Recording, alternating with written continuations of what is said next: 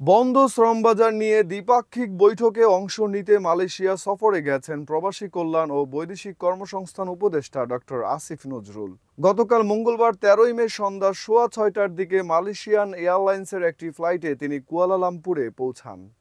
বিমানবন্দরে মালয়েশিয়া সফরের বিষয়ে প্রশ্ন করলে আসিফ নজরুল বলেন, মালয়েশিয়া সফরটি শ্রমবাজারকে কেন্দ্র করে ও প্রবাসীদের যত সমস্যা, যেমন অনেকেই অনিয়মিত হয়ে গেছে, অনেকে কাজ পাচ্ছেন না। আসিফ নজরুল আরও বলেন, আমাদের প্রবাসী ভাইয়েরা হচ্ছেন রেমিটেন্স যোদ্ধা, তারা অনেকে অনেক কষ্টে আছেন।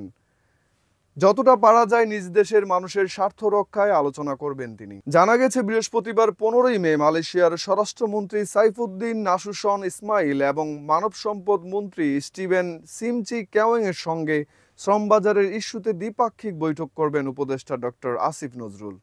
উল্লেখ্য, প্রায় 1 বছর ধরে মালয়েশিয়ায় বাংলাদেশি কর্মী পাঠানো বন্ধ রয়েছে। গত বছরের 31 মের পর দেশটি আর নতুন কর্মী নেয়নি।